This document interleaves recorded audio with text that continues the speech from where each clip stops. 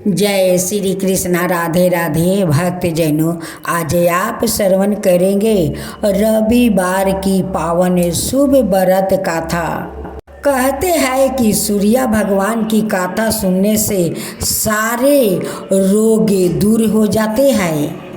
तो आइए भक्तों, आज हम श्रवण करते हैं रविवार की व्रत कथा। एक ब्राह्मण और ब्राह्मणी की कहानी। एक गांव में एक ब्राह्मण और ब्राह्मणी रहते थे।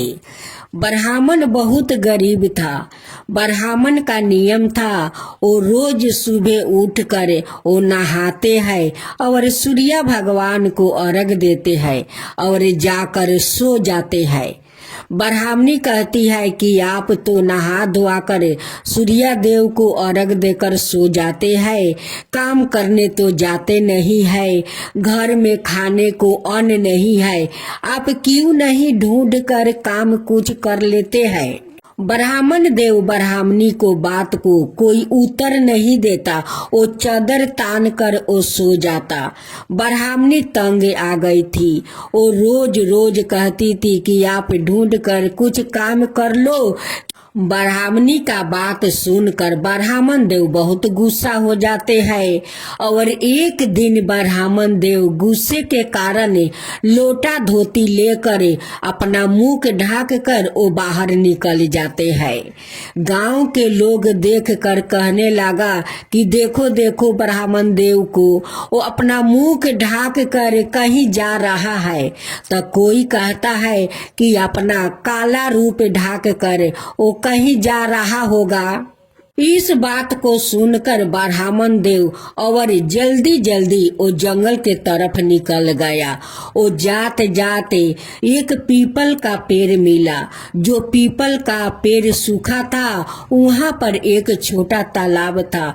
जो तालाब में थोड़ा सा जल था। ब्राह्मण देव उसी तालाब से थोड़ा सा वो लोटा में जल लिया था और उसी जल से स्नान करता। उनकी स्नान के जल उस सूखे हुए पीपर के वो जड़ से जाता, बह कर उस तालाब में चला जाता। ऐसे करते करते कुछ दिन हो गया। वो ब्राह्मण देव का पुण्य से वो पीपल का पेड़ वो ताजा होने लगा।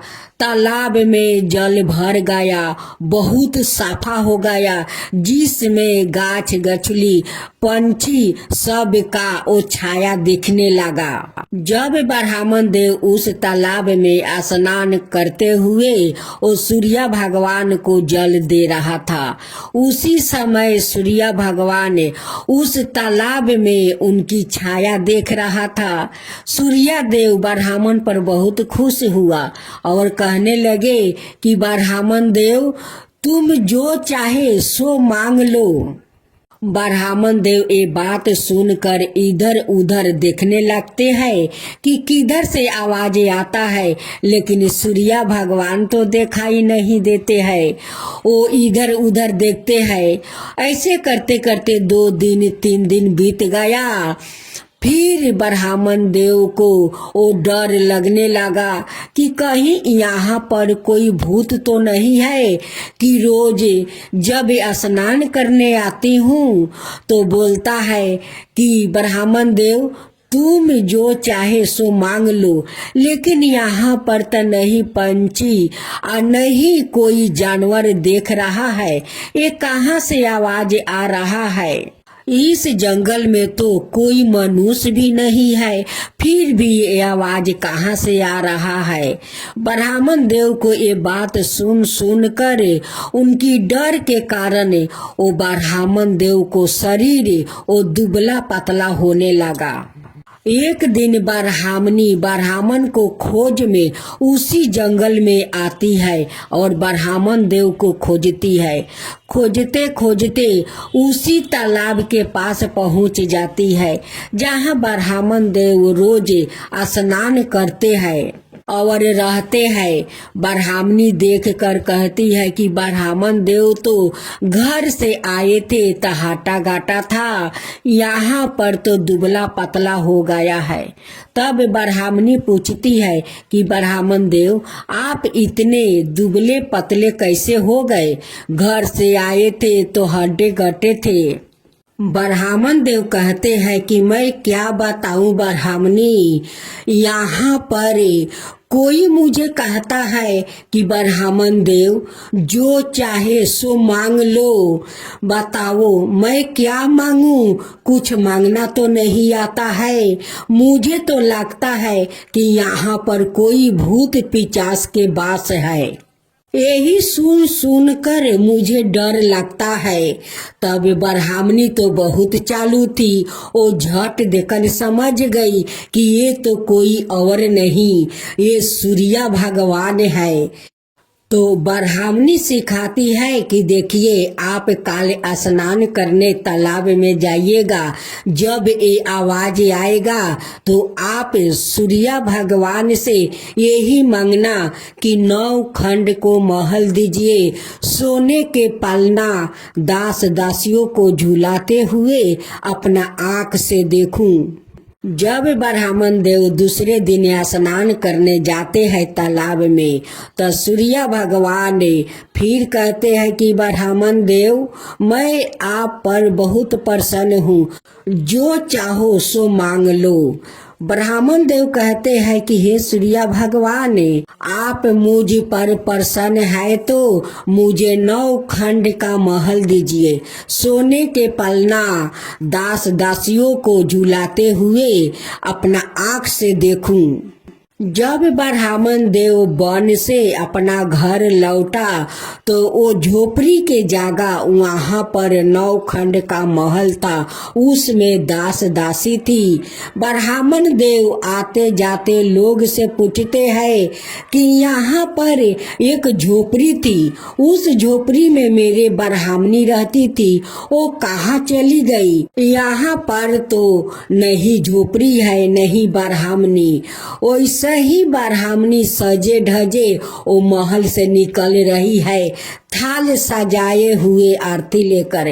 कहती है कि ब्राह्मण देव आ जाइए, ये आपका ही ये महल है, आपका सूर्य भगवान की कृपा का ये फल है, आ जाइए आपका ही महल है। ब्राह्मण ब्राह्मणी ठाठ बाट से रहने लगे। उसी गांव में एक राजा था। जो राजा का पता चला कि ब्राह्मण बहुत राताराती धनवान बन गया है, अपना दास को बैठाता है कि जाओ उस ब्राह्मण को बुला लाओ। वो दास आता है, ब्राह्मण को बुलाकर महल में ले जाता है। ब्राह्मण देव कहते हैं कि बताइए राजा, आज्ञा क्या है? आज्ञा ये है कि कल तुम्हारा घर में एक दाना भी खाने को नहीं था, आज तुम्हारा 9 खंड का महल, घर में दास दासी इतना सारा कहाँ से आ गया? कहाँ से इतना बड़ा डाका मार कर लाए हो कि तुम्हारा रातारात्री महल हो गया, दास दासी हो गया? तब ब्राह्मण देव कहते हैं कि क्षमा कीजिए राजा, ये सब तो सूर्य भगवान की कृपा है, उन्हीं के देनी ये महल है, दास दासी है, उन्हीं का कृपा से ये सब कुछ हुआ है।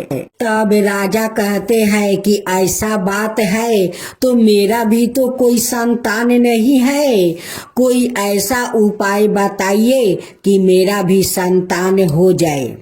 ब्राह्मण कहते हैं कि राजन, आप हर रविवार का सूर्य भगवान का वो नियम पालन करें, उनकी पूजा करें, स्नान करके अर्घ दे, आपका जरूर सूर्य भगवान संतान देंगे। ब्राह्मण देव के कहे अनुसार राजा वो नियम पालन हर रविवार को करने लगे। वो 2-3 रविवार व्रत किया कि रानी गर्भवती हो गई। 9वें महीना में राजा का महल में एक खूब सुंदर लड़का वो जन्म लिया और जन्म से राजा का घर में खुशियां भर गया। राजा बहुत सारा धन दौलत गरीबों में बांटने लगा और चारों ओर घोषणा करवा दिया कि सभी प्रजा रविवार को व्रत करो, उपवास करो, सूर्य भगवान की पूजा करो, कथा सुनो और सभी को कथा सुनाओ ताकि सूर्य भगवान सब पर प्रसन्न हो जाए और सबको इच्छा पूर्ण करे। तब बोलो सूर्य भगवान की जय, सूर्य देव की जय। जय श्री कृष्णा, राधे राधे। साथियों, आज आप सभी ने सुनेंगे शनिवार की शनि देव जी की कहानी। शिव जी ने भी विष्णु जी की तरह ही समय समय पर 19 अवतार लिया है। इन 19 अवतारों में से एक है पिपलाद अवतार। पिपलाद एक ऋषि मुनि थे। इनके पिता दधीचि मुनि थे। पिपलाद अवतार की कथा शनिदेव से जुड़ी है। पुराने समय में पीड़तासुर नाम के एक असुर का आतंक बढ़ गया था। इस असुर को सभी देवता पराजित नहीं कर पा रहे थे। इस समय दधीचि ऋषि ने देवताओं से कहा कि मेरे शरीर की हड्डियों से आप वर्ज नाम का शस्त्र बनाइए और उस वर्ज से पीड़तासुर का अंत हो जाएगा। देवताओं की भलाई के लिए दधीचि मुनि ने अपनी देह त्याग दिया और बाद में देवताओं ने ऋषि की हड्डियों से वर्ज बनाया। देवराज इंद्र ने इस वर्ज से असुरों को पराजित कर दिया। दधीचि मुनि के पुत्रा का नाम पिपलाद था। दधीचि के पुत्रा का जन्म पीपल के नीचे हुआ था। इस कारण इस बच्चे का नाम पिपलाद रखा गया। बच्चे के जन्म से पहले ही दधीचि की मृत्यु हो गई थी। जब पिपलाद बड़े हुए तो उन्होंने देवताओं से पूछा कि मेरे पिता की इतनी जल्दी मृत्यु कैसे हो गई। उस समय उन्हें मालूम हुआ कि शनि की अशुभ दृष्टि की वजह से दधीचि मुनि की मृत्यु का योग बना है। पिपलाद मुनि ने अपनी तपस्या से शिव जी को प्रसन्न किया था। वो बड़े तपस्वी थे। जब उन्हें मालूम हुआ कि शनि के कारण उनके पिता की इतनी जल्दी मृत्यु हुआ है तो उसने शनि को ग्रह मंगल से हटाने का वो श्राप दे दिया। श्राप के अवसर से शनि ग्रह मंडल से हटने लगे तो सभी देवताओं ने पिपलाद मुनि से अपना श्राप वापस लेने की प्रार्थना की। देवताओं की प्रार्थना से पिपलाद मुनि ने शनि को क्षमा कर दिया, लेकिन उन्होंने शनि से कहा कि अब से किसी बच्चे को 16 बरस की उम्र तक शनि दोष का सामना ना करना पड़े। शनि बच्चों पर अशुभ दृष्टि ना डालेंगे। शनि देव पिपलाद मुनि की इस बात के लिए वो मान गया।